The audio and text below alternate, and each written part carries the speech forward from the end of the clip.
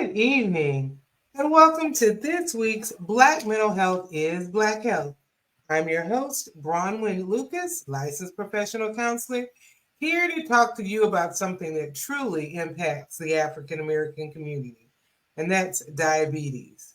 And there is definitely a link between diabetes and our mental health. So hopefully tonight you're going to get some information that may help you or someone you know. If you've been here before, you know what we do. We've got to breathe in and breathe out to get started, just to get ourselves ready to decompress from the day and just get ready to listen. So, if you've never been with us, here is what we do. I am going to say breathe in and I'll count to 4. And then I'll say breathe out and I'll count to 4. And it's a very slow count of 4 because I want you to breathe in slowly and breathe out slowly. So let's get started. Breathe in, 2, 3, 4, out, 2, 3, 4, in, 2, 3, 4, out, 2, 3, 4. One more in, 2, 3, 4, out, 2, 3, 4. Just that moment of zen, a moment of peacefulness, something you can do on your own. Something you can do if you're driving through traffic and people are getting on your nerves, instead of staying in that zone of, ooh, they're getting on your nerves. Just take a moment to just breathe. It's good for so many things in your life. So just breathe. Tonight we are talking about diabetes. And I have invited someone who has diabetes and who is also trained as a diabetes educator to talk with us tonight. And this person just happens to be my much older sister. Um, and she's going to have quite a few things to share. And I'm going to talk a little about diabetes and your mental health because there's definitely a link between the two. But as always, I ask my guests to introduce themselves and tell something interesting about themselves. I think this guest may start with a poem because she's also a poet. And, people come in their own way and present who they are. So it's on you. Tell us who you are and share any words if you want to start off with a poem, that's fine too. Yes. Just a little sugar. Oh, you froze. Okay. As we gather around the table,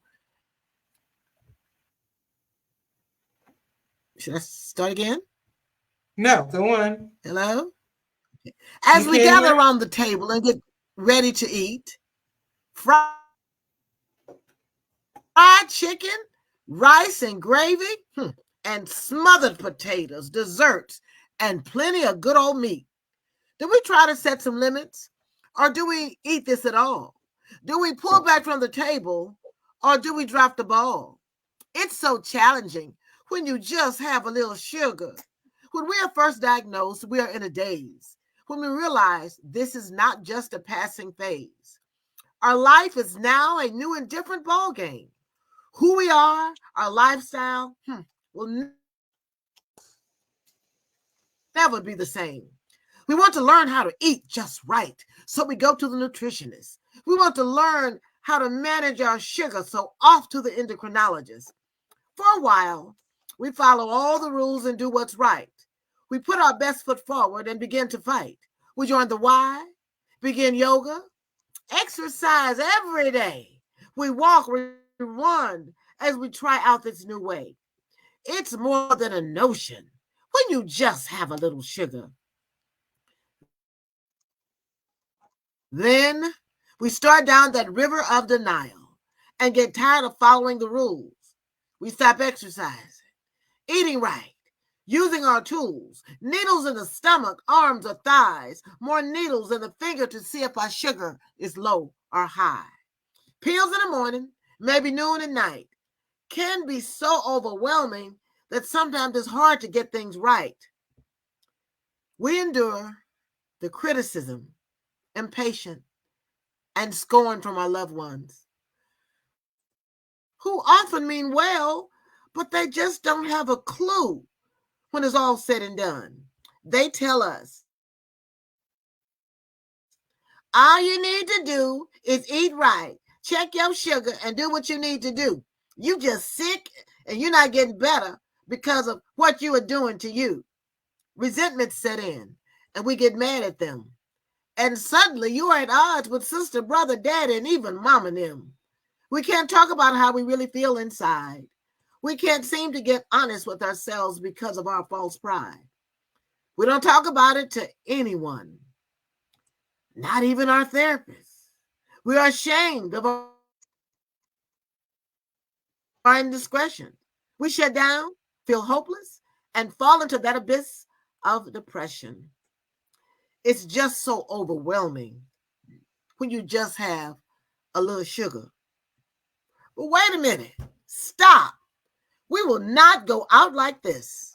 Against this disease, we will fight and resist. We start all over because it's a brand new day. And we begin to handle this thing in a sensible, healthy way. We get honest with ourselves and realize what we must do.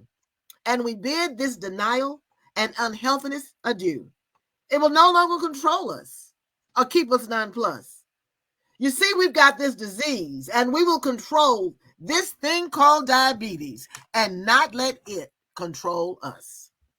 Hi, I'm Sister Mama Sonya. As Bronwyn said, I am the older and wiser sister to her, and I have been living with diabetes for quite a while. Something I think unusual about me, well, not unusual, I am convinced, and I know that within the next 5 years, I will be on Broadway, either performing or as a playwright. So that's my unusual, lofty goal. Thanks for sharing that. I don't know about the wiser, but I'll give you the older. So tonight we're here to talk about diabetes. Why diabetes is a very, very prevalent in the African American community. And we're going to look at some of the reasons why. It goes beyond just health. Some of the reasons have to do with systematic racism and what is placed in our community. Mm-hmm. Some things that we do and do not have control of. So we're going to talk about that tonight and just look at what it is. And we hear the term diabetes all the time. So can you tell what is diabetes? Just break it down for us. Well, it's a little more than the poem that started off with something is from a book that I wrote. And in our community, we'll say, she got a little sugar. We got a little sugar, but it's more than that. Diabetes is a chronic, long-lasting health condition that affects how your body turns food into energy. You see, your body breaks down most of this food into sugar called glucose, and it releases it into your bloodstream. When your blood sugar goes up, it's a signal to your pancreas to release the insulin. Insulin acts as a key to let the blood sugar into your body cells for the use of energy. Now, with diabetes, your body doesn't make enough insulin or can't use it as well as it should. When there isn't enough insulin or cells stop responding to insulin, too much sugar stays in your bloodstream. Over time, that can cause serious health problems such as heart disease, vision loss, kidney disease, and even amputations. Because as a result, I have had my left baby toe amputated because of an infection, and an infection goes up when your sugar goes up. Now, symptoms, how do you know you have diabetes? Now, overweight, that can be one. Being 45 years or older, although we're seeing many, many younger people being diagnosed with type 2 diabetes. Having a parent, brother, sister, or sister with type 2 diabetes. And so when we hear that, a lot of us have family members who have diabetes. That doesn't necessarily mean you're going to be a diabetic, but it can be a pre-existing, it can be a predisposition. You can be physically active less than 3 times a week. If we don't do anything, if we are not active, if we just sit on the couch all day and eat or whatever, that can be something else that can help us get diabetes.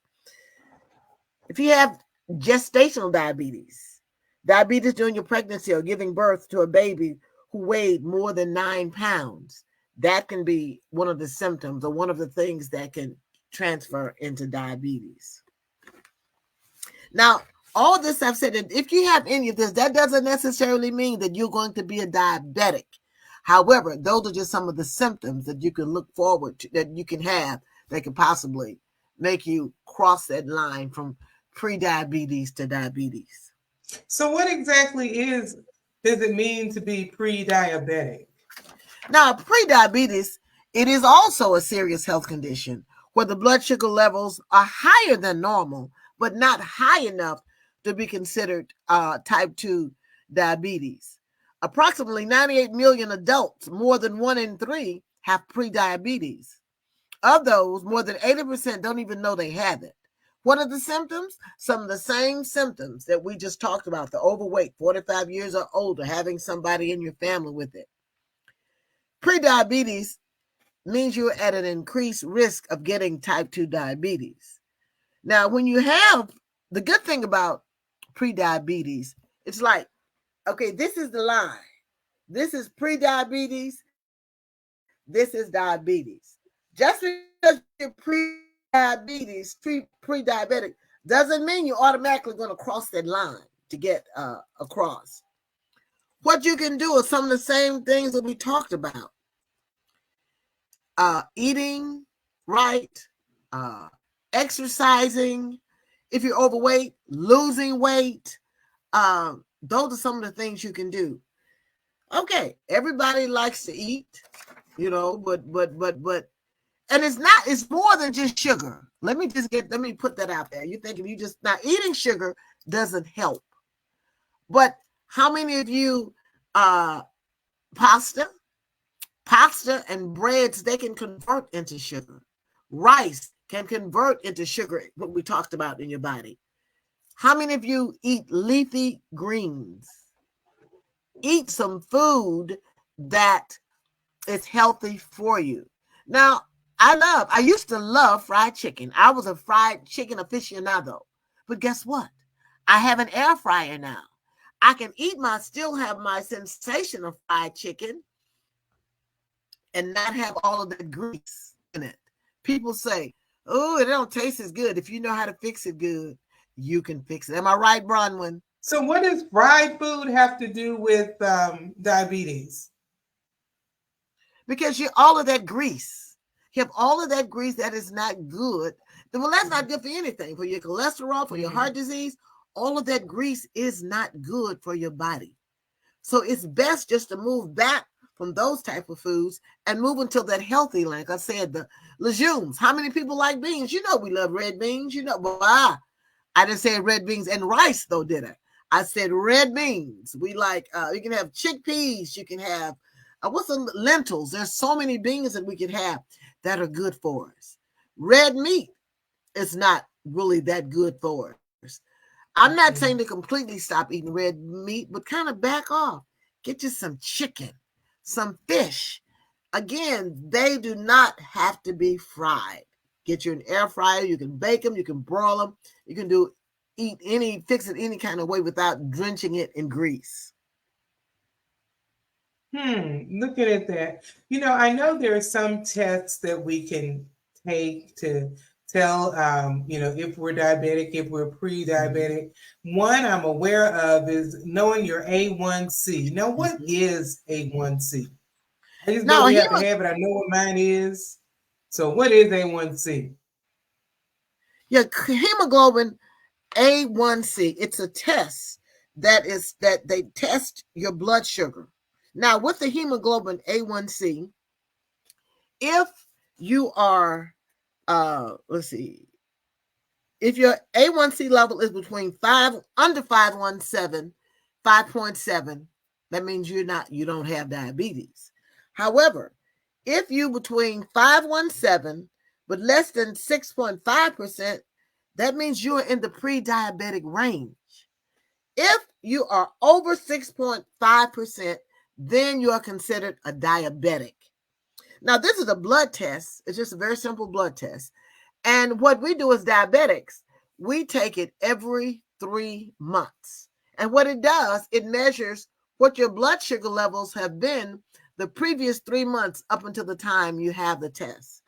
If you have any of those symptoms or predispositions we talked about, then your doctor will usually have you get a hemoglobin A1C test to see, if you're between that 5.7 and 6.5, to show that you may be marching toward the diabetes. So let's say we have some of those symptoms you mentioned. We could actually go to our doctor and say, hey, I want this, and as African American women, especially, Exactly. we can get overlooked in the medical community and have to advocate for ourselves. And these symptoms are things that any of us could have, just over time and overlook. And if you have symptoms of something long enough and you're dealing with it, we just deal with it and move on. Right. So it would be wise to say, oh, I need to go and talk to my doctor and ask for an A1C test. Yes. They don't offer it. Yes. Yes. Read that list of symptoms one more time, because there may be someone who's listening who is not aware. Could you read that list one more time? Being overweight, 45 years or older, having a parent, brother, or sister with type 2 diabetes. So even we say uncle, aunt, if it's in your lineage, not being physically active, not doing anything. If you ever had gestational diabetes, many times it stops there. Once you have your baby, you're no longer considered a diabetic. But some people, when they have gestational diabetes, it will continue even after you've had your baby. If you give birth to a baby that has weighed more than 9 pounds, that can be another symptom or something you may want to look into. Now, what are some of the things you can look at? Being thirsty, going to the restroom. Going to the restroom over and over and over, particularly in the middle of the night. I'm pulling up all of the other symptoms. Feeling lethargic, feeling a sickness, feeling you can't figure out what it is. Being depressed, which we're going to talk about later. Depression is a big portion of being diabetic. Those are some of the more prevalent things that we go through. And if you're having some of those, it's like, ooh, it's something. And sometimes with me, the way I was diagnosed, now I wasn't overweight. I lost a tremendous amount of weight. I was down to a size 4, and I thought I was cute until I saw a picture. I said, y'all didn't tell me I looked like death warmed over. But that was one of you can lose an awful lot of weight. I lost something like 50 pounds in maybe, oh God, I don't think that was even a month, and the weight just started falling off of me. And that depression was there, big and bad. And I am still, I don't say I suffer with it, but I am challenged by depression. So those are some of the things that you can look at if you see in your life, if you see what you're going through. Those are some of the things that can be that little light bulb is like, uh-oh, I may need to go talk to my doctor. So thank you for, sharing those symptoms twice, because as I said, there may be someone who is like, this is a problem. So let me talk about the depression for a little while. People with diabetes are 2 to 3 times more likely to have depression than people without it. About 25 to 50% of people with diabetes who have depression get diagnosed and treated. That's not all. That's only like half of them even get diagnosed and treated. One of the reasons is you're busy managing the diabetes and feel like, oh, this is just part of it, and don't even realize that it is depression. It is a physiological part of it. It is an emotional, mental part of it. So some of the symptoms with depression: feeling sad and empty, losing interest in your favorite activities, overeating or not wanting to eat at all, not being able to sleep, having trouble concentrating or making decisions, feeling tired, feeling hopeless, irritable, anxious, guilty. Oh, I'm just doing everything wrong. Having aches, pains, headaches, cramps, digestive problems, even thoughts of suicide or death. And some of those symptoms overlap just with diabetes, the change in your appetite, um, being very tired, feeling hopeless. Some people can just feel hopeless because I've got this going on, and oh, it's just too much work. So some people can overlook it and think it's part of the diabetes. So it's part of the diabetes, but it can be managed. So we really have to look at that. So your mental health and diabetes are really, they're related. Some people, their anxiety and their stress are heightened once they're diagnosed with diabetes. Stress is a normal part of life, from driving in traffic. If you live in Texas, I don't care where you live in Texas, man, traffic seems to be getting so crazy now. Stress can also be just from fear. Our society right now is scary. Life in America, life in the world is scary in a sense. By that I mean, there is the fear of war. There is just everything going on. We look at the world, we see, and we're going to talk about systematic racism in a little bit, and we see all these things going on, and it can be scary. We see the shootings day after day. So that some people are afraid just to go outside, because you could go to the grocery store, you could go to Walmart, you could go to the mall, you could go to the movie, you can go to school, and anywhere, and a shooter may come in. You could go to church.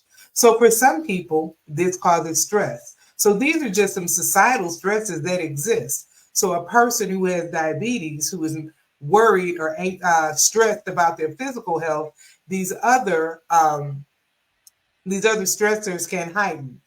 Your blood sugar levels can affect your stress hormones.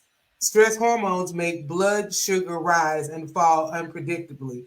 And stress from being sick or injured can make your blood sugar go up. So when you're experiencing that stress, it can elevate your blood sugar because it's all about the hormones. We do have stress hormones.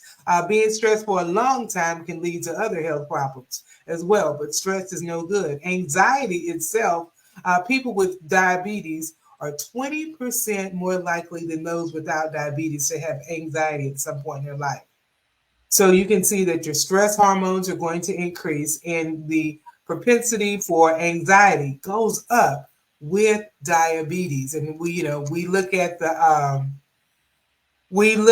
the physical part, but I really want to stress that it's important. We did that breathing in the beginning.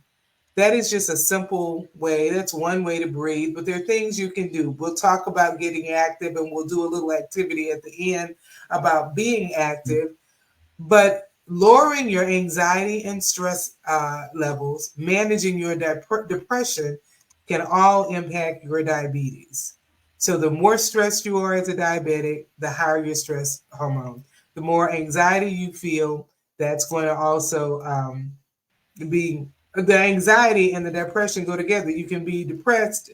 You can have anxiety rather because you have diabetes, and then the diabetes can make the anxiety worse. So they feed into each other. It is not good. Um, so it's so important with our mental health. That's why I really wanted to address it and look at the mental health aspects of diabetes. Before we move into the looking at the systematic racism, I wanted you to tell us about the book you wrote and the stories you collected from diabetics. And but before I go through that, there's one thing that I made a bit of mistake. I gave you the risk factors of diabetes, the being overweight. Can I just go back right quick and give you some of the symptoms? Sure. Yeah, numbness, that's tingling in your hands and in your feet. Sometimes you don't even know that they're there. That's one. That can be maybe a sign of neuropathy. That's when your nerves are being affected by the sugar in your blood. One of the other things we talk about, increased urination. Many times people who have diabetes, I mean, we can go to the bathroom, I don't know how many times, and it never stops when the sugar levels. I talked about the weight loss. For us ladies, that feels good, but sometimes that's not always the best. And increase appetite. Sometimes we cannot get enough to eat. I mean, we eat. Then on the flip side, it can be you don't want anything to eat. Blurry vision. Your diabetes can affect your eyes, and it can even cause blindness. Sometimes that's because the glucose levels spike and damage your blood vessels in your eyes and restricted the flow of fluid into your eyes. So if you have that numbness in your eyes, blurred vision, that can be itchy, dry skin. When you have type 2 diabetes, I mean, sometimes you cannot scratch or itch enough, where you can't itch too much. That's why it's real important. If you find yourself just scratching a lot and itching a lot, that's another symptom you can look at. Unexplained fatigue. We talked about that. Sometimes, no matter how much you sleep, no matter what you get, you are still just extremely fatigued. That can be one. Thirst. You get an unquenchable thirst. No matter how much you drink, you're going to want to drink more. And one of the problems with that, remember we talked about drinking, going to the bathroom a lot? So it's a cycle. The more you drink, the more you have to go to the bathroom. The more you have to go to the bathroom, the more you're going to drink. Our daddy used to say something funny, though. He would say, the more you cry, the less you pee, and toilet paper getting expensive. But it's something else. Slow causing healing cuts or bruises. If you cut yourself, something simple or just a scratch. I had a fall a couple of weeks ago, and I scratched. I had a scratch on my leg at the time, and it still has not. It hasn't healed yet. That's because sometimes, the high blood glucose levels can damage your nerves and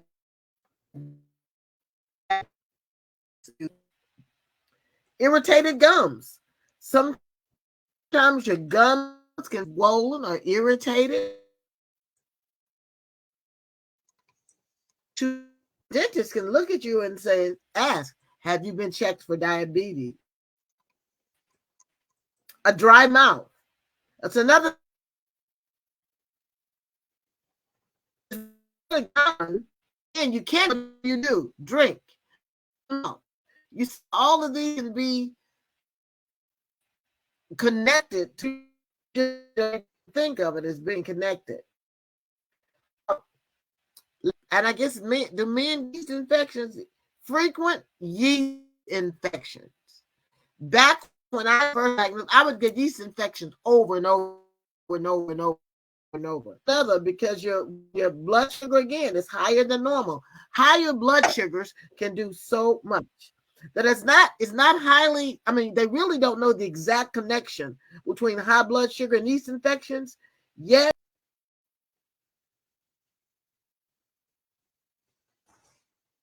Oh, it looks like she somehow dropped off, and we can wait for her to pop back in and hope that happens. Um, we're just going to cross our fingers that she pops back in, but while she's out, things must move on. I want to talk a little about just systematic racism and diabetes. We don't think about, that's not always at the front of a lot of people's. Oh, here it is. I'm She's back. I don't know what happened. Okay. Dark patches on your skin.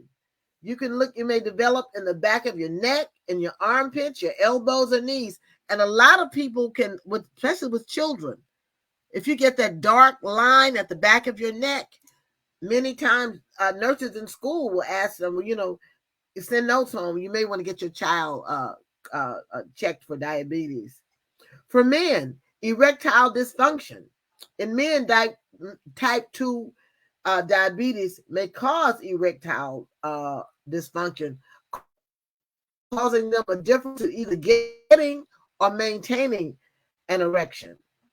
These two conditions may seem unrelated, but they tend to go hand in hand with someone who has diabetes. Just a few more.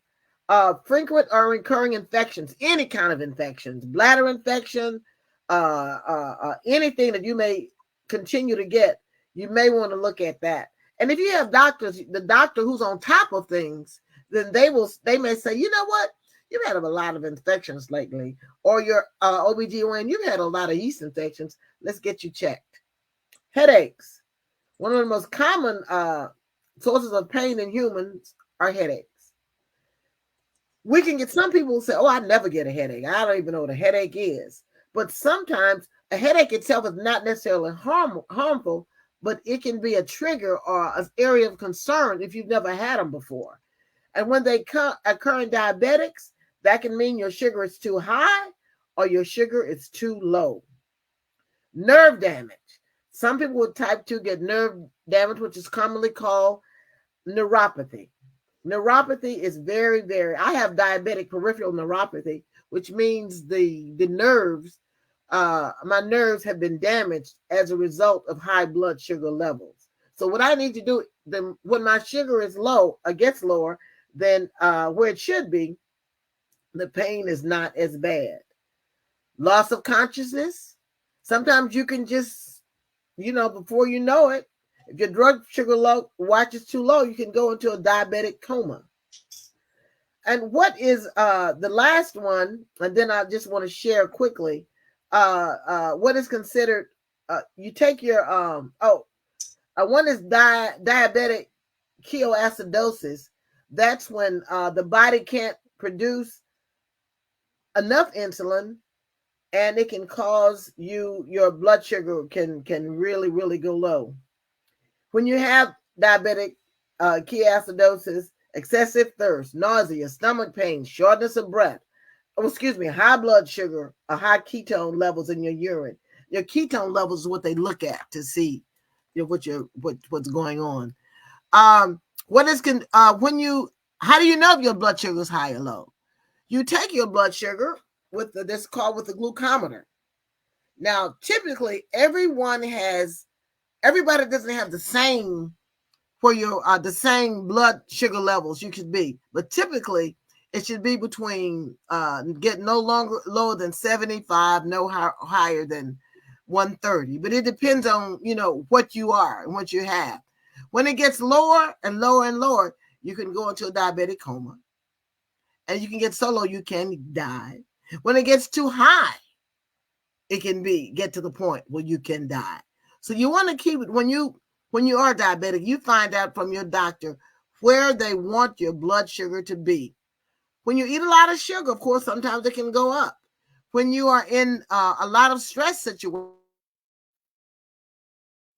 it can go up or it can go low. So you have to find out. You work real close with your endocrinologist, someone who works with diabetes, and find out what it is you need to do, and get you a good nutritionist, someone who can help you with your food levels and what you need to eat. And that's it. I forgot. I want to make sure we got that in. Before we move on, I've got a little quiz for everybody here. It's only going to be 6 questions. So I want you to get out your little fingers and count them up. And you're going to see your score. First question. How old are you? If you're 40 or younger, 0 points. If you're 40 to 49, 1 point.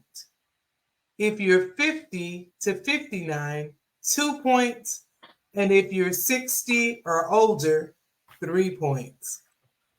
If you're a man, 1 point. If you're a woman, no points. If you're a woman, having ever been diagnosed with gestational diabetes, 1 point. Do you have a mother, father, sister, or brother with diabetes? 1 point.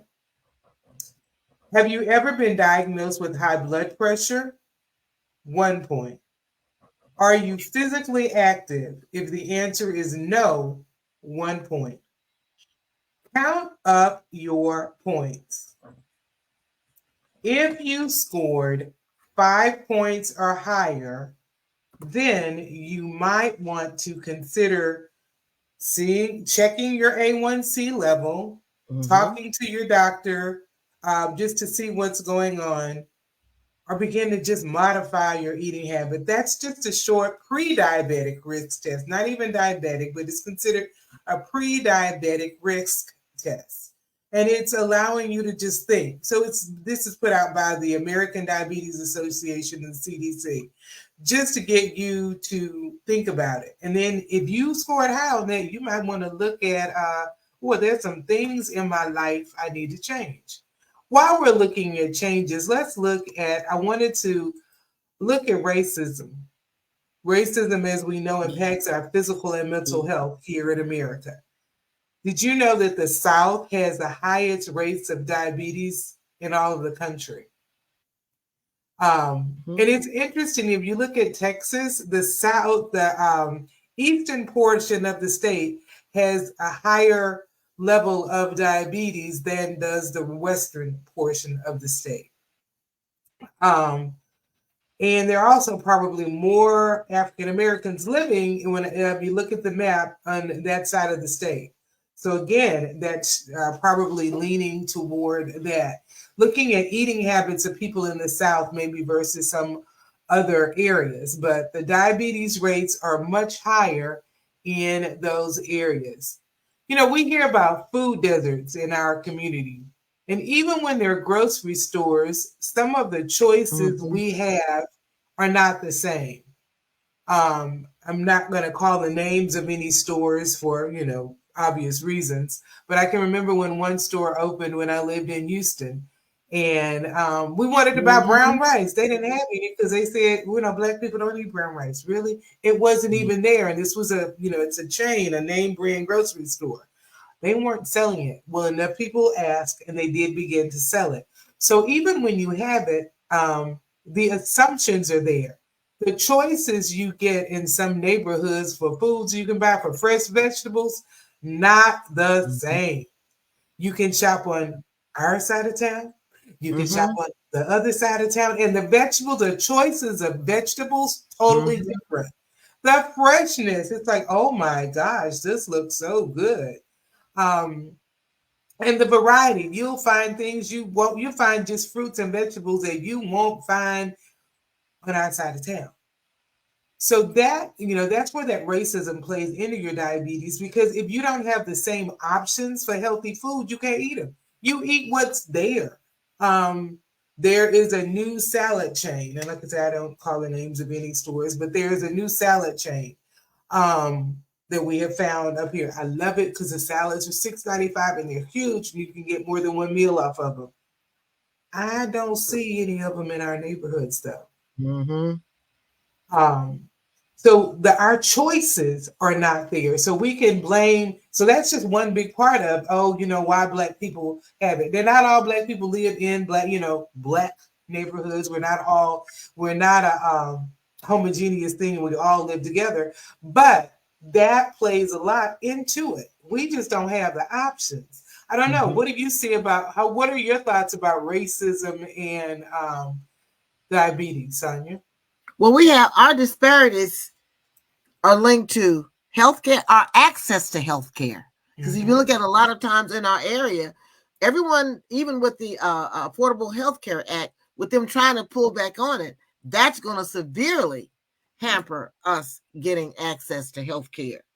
Our socioeconomic status and just systemic racism. A growing body of research shows that centuries of racism in this country has had a profound effect, an impact on communities of color. The impact is pervasive and deeply embedded in our society, affecting where we live, where we go to school, where we work, where we worship, and where we pray. And a lot of this is creating inequities in just our everyday livelihood. Our education, our school systems, we're not getting educated, of course, the same. Wealth, you know what wealth is in our community. Employment. These conditions are referred to as our social determinants of health. And all of these play into how we fare health wise, how we get health care, how we survive or not survive as a result of health care.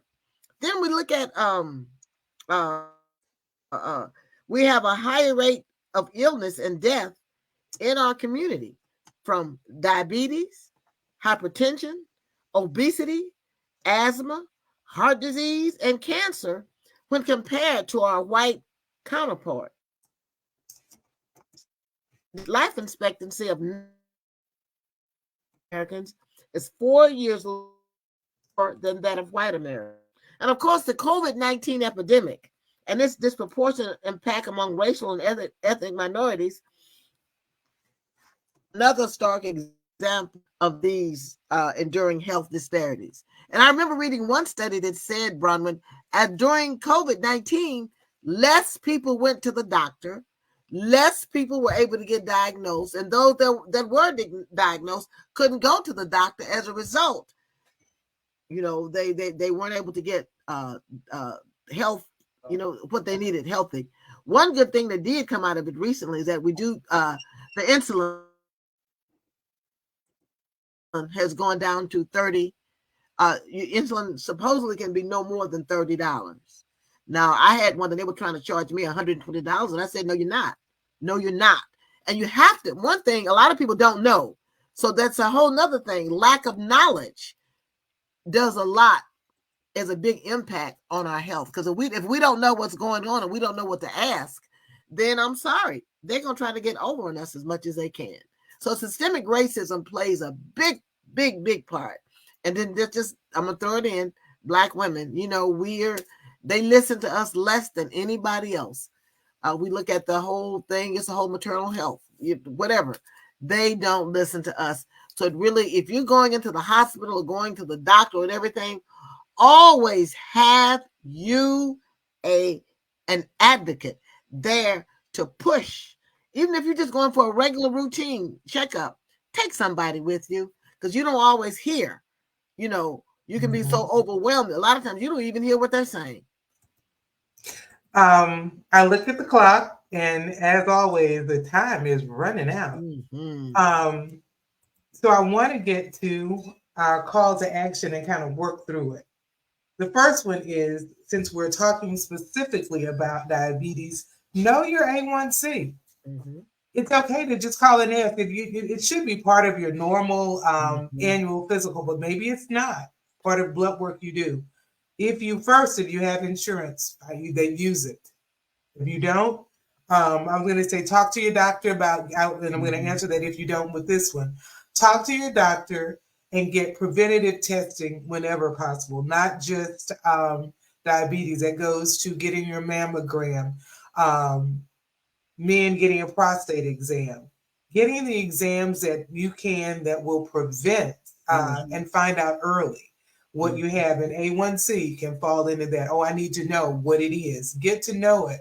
Talk to your doctor. If you don't have insurance, there's still a lot of times there are health fairs, and they do a lot of screenings. There are ways to, get screenings that may not cost you, but those screenings can save your life. Don't be afraid. Some people will say, well, I don't want to know because I don't want to get tested because I could find out I have it. Well, you know what? If you have it, you have it, whatever that it is. And in this case, diabetes, well, I don't want to know my A1C because it might be high because, my mama has it, my sister has it, and my daddy has it.